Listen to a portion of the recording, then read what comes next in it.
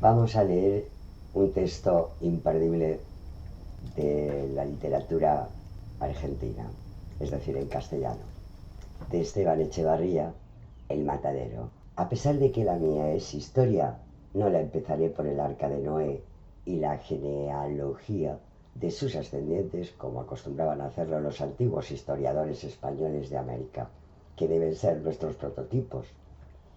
Tengo muchas razones para no seguir ese ejemplo, las que callo por no ser difuso. Diré solamente que los sucesos de mi narración pasaban por los años de Cristo del 183. Estábamos a más en Cuaresma, época en que escasea la carne en Buenos Aires, porque la Iglesia, adoptando el precepto de Epicteto, sustine, abstiene, sufre, abstente, ordena vigilia y abstinencia a los estómagos de los fieles, a causa de que la carne es pecaminosa. Y como dice el proverbio, busca la carne. Y como la Iglesia tiene ab initio y por delegación directa de Dios el imperio inmaterial sobre las conciencias y estómagos, que en manera alguna pertenecen al individuo, nada más justo y racional que ve lo malo. Los abastecedores, por otra parte, buenos federales y por lo mismo buenos católicos, sabiendo que el pueblo de Buenos Aires atesora una docilidad singular para someterse a toda especie de mandamiento, solo traen en días cuaresmales al matadero los novillos necesarios para el sustento de los niños y de los enfermos dispensados de la abstinencia por la bula, y no con el ánimo de que se harten algunos herejotes que no faltan, dispuestos siempre a violar los mandamientos carnificinos de la Iglesia y a contaminar la sociedad con el mal ejemplo.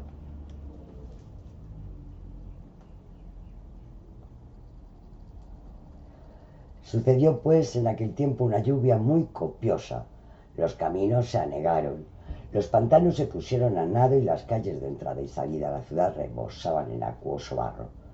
Una tremenda avenida se precipitó de repente por el riachuelo de Barracas y extendió majestuosamente sus turbias aguas hasta el pie de las barrancas del Alto. El Plata, creciendo embravecido, empujó esas aguas que venían buscando su cauce y las hizo correr hinchadas por sobre campos, terraplenes, arboledas, caseríos y extenderse como un lago inmenso por todas las bajas tierras. La ciudad, circunvalada del norte al este por una cintura de agua y barro y al sur por un piélago blanquecino en cuya superficie flotaban a la aventura algunos barquichuelos y negreaban las chimeneas y las copas de los árboles, echaba desde sus torres y barrancas atónitas miradas al horizonte como implorando la misericordia del Altísimo. Parecía el amago de un nuevo diluvio. Los beatos y beatas gimoteaban haciendo novenarios y continuas plegarias. Los predicadores atronaban el templo y hacían crujir el púlpito a puñetazos. Es el día del juicio, decían. El fin del mundo está por venir. La cólera divina rebosando se derrama en inundación. ¡Ay de vosotros, pecadores!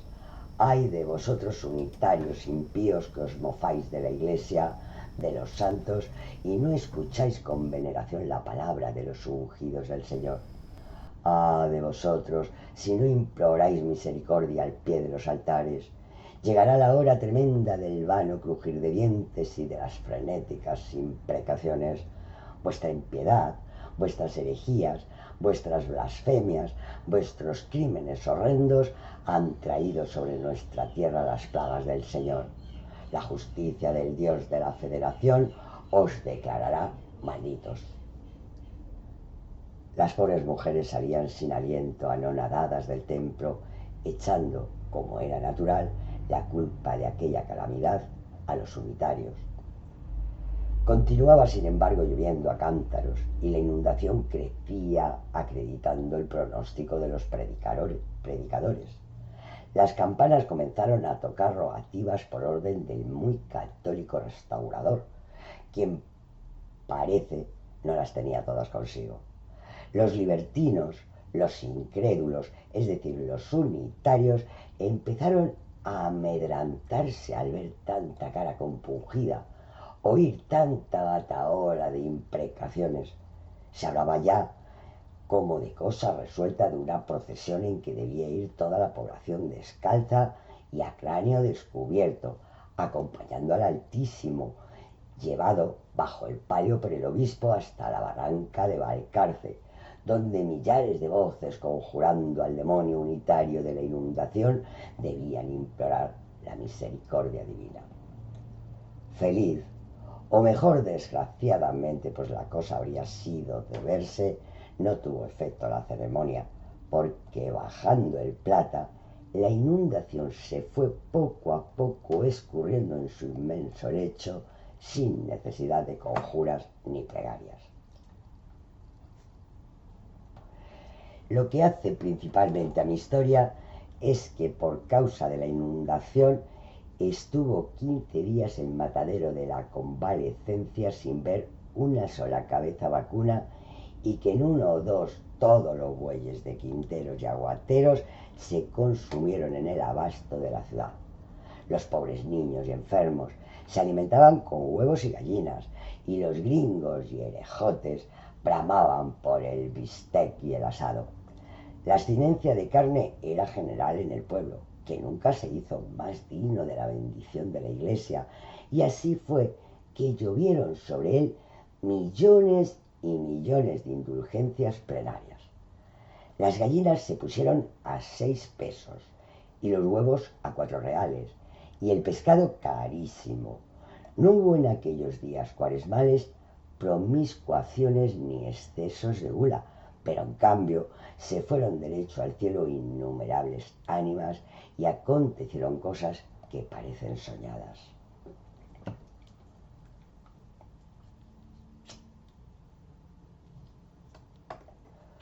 No quedó en el matadero ni un solo ratón vivo de muchos millares que allí tenían albergue. Todos murieron o de hambre o ahogados en sus cuevas por la incesante lluvia. Multitud de negras rebusconas de achuras, como los caranchos de presa, se desbordaron por la ciudad como otras tantas arpías prontas a devorar cuanto hallaran comible. Las gaviotas y los perros, inseparables rivales suyos en el matadero, emigraron en busca de alimento animal. Porción de viejos achacosos cayeron en consunción por falta de nutritivo caldo. Pero lo más notable que sucedió fue el fallecimiento casi repentino de unos cuantos gringos herejes que cometieron el desacato de darse un hartado de chorizos de Extremadura, jamón y bacalao, y se fueron al otro mundo a pagar el pecado cometido por tan abominable promiscuación. Algunos médicos opinaron que si la carencia de carne continuaba, medio pueblo caería en síncope por estar los estómagos acostumbrados a su corroborante jugo, y era de notar el contraste entre estos tristes pronósticos de la ciencia y los anatemas lanzados desde el púlpito por los reverendos padres contra toda clase de nutrición animal y de promiscuación en aquellos días destinados por la Iglesia al ayuno y la penitencia. Se originó de aquí una especie de guerra intestina entre los estómagos y las conciencias, atizada por el inexorable apetito y las no menos inexorables vociferaciones de los ministros de la Iglesia, quienes, como es su deber, no transigen con vicio alguno que tienda a relajar las costumbres católicas, a lo que se agregaba el estado de flatulencia intestinal de los habitantes, producido por el pescado y los porotos y otros alimentos algo indigestos. Esta guerra se manifestaba por sollozos y gritos descompasados, en la peroración de los sermones y por rumores y estruendos subitáneos en las casas y calles de la ciudad o donde quiera concurrían gentes. Alarmóse un tanto el gobierno, tan paternal como previsor del restaurador, creyendo aquellos tumultos de origen revolucionario y atribuyéndolos a los mismos salvajes unitarios, cuyas impiedades, según los predicadores federales, habían traído sobre el país la inundación de la cólera divina. Tomó activas providencias, desparramó sus esbirros por la población y, por último, bien informado, promulgó un decreto tranquilizador de las conciencias y de los estómagos, encabezado por un considerando muy sabio y piadoso, para que a todo trance y arremetimiento por agua y todo se trajese ganado a los corrales.